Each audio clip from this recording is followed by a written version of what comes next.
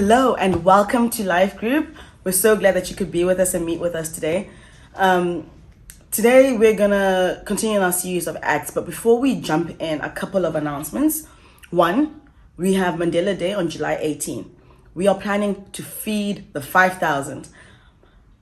Please jump in. We need your help. We need your assistance. All hands on deck for this one. We want to bless our city. We want to feed those without anything, and really we can't do it without you. And so please find out how you can get involved from your life group leader, and we look forward to partnering with you on this. Tell your friends, tell your colleagues, let people know that this is what we want to do. We want to bless our city. And then secondly, training school. If you have not signed up, now is your time. Sign up for training school. Talk to your life group leader, and they'll let you know where you can sign up, what all is involved in the training school. Okay, I'm Sungi, and today I want to just chapter us through Acts chapters 13 through 18. But I want you guys to read this in your own time, because I can't really, for 5 minutes, I can't really go through all of it. But I do want to zone in on particular things that happen, right? So you have Paul in this segment of his life, and what he is doing is he is preaching the gospel. He's going from city to city, preaching the gospel, being persecuted, having a hard time, facing all these struggles, and preaching the gospel, moving to another city and preaching the gospel again. I mean, in the beginning in Acts 13, right? He goes to Cyprus, he shares the gospel, he gets persecuted, and they drive him out of the city. But he moves. He moves on to the next place. And this cycle for Paul constantly happens throughout these chapters. And the one thing that's so important there is that he realizes and understands that the gospel is worth it. He has been called to share the gospel like you and I, and to make disciples. And so with that, I just want to zoom in on Acts 13 verse 47. And it says, "For so the Lord has commanded us, saying, I have made you a light for the Gentiles, that you may bring salvation to the ends of the earth." Isn't that good news? You and I have been equipped with the good news of salvation, and we have been commanded to share this good news, make disciples of all nations, no matter the cost. Guys, Paul was mistreated. He was persecuted. He was stoned and still got up. I mean, what is the worst thing that could actually happen? What, we die? But since when has death been the worst thing? When meeting Jesus is what happens when you do die. So I'm not saying go out there and die, but I am saying preach the gospel no matter the cost, because it is worth it. We have to realize that the salvation of people lies with you and I.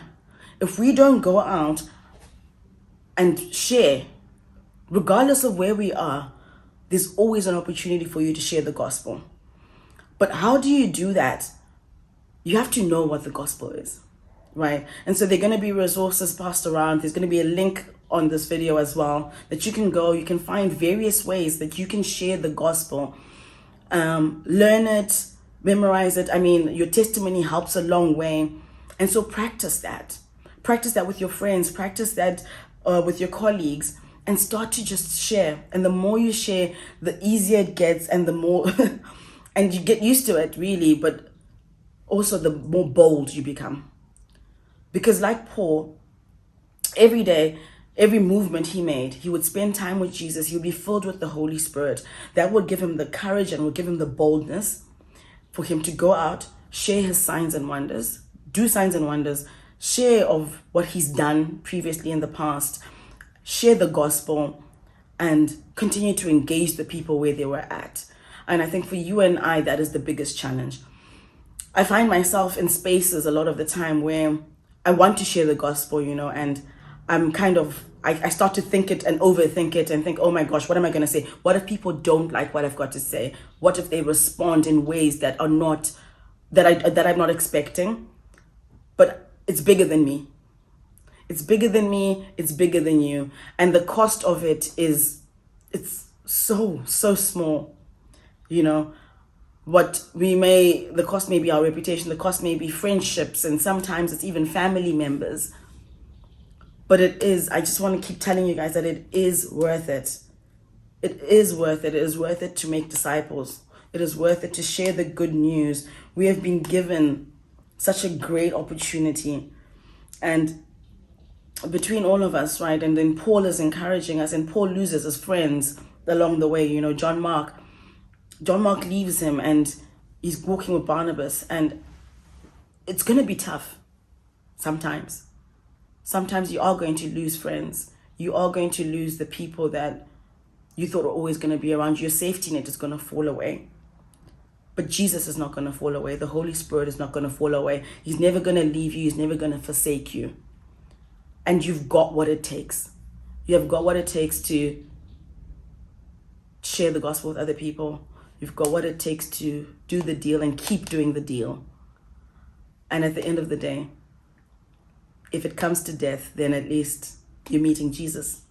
And if that's the ultimate cost, then it's all worth it, and it will always be worth it.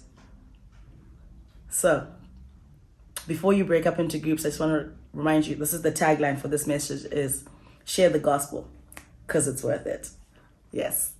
Okay, so break up into groups, answer a few questions, really challenge one another, and we love you guys and hope to see you next week.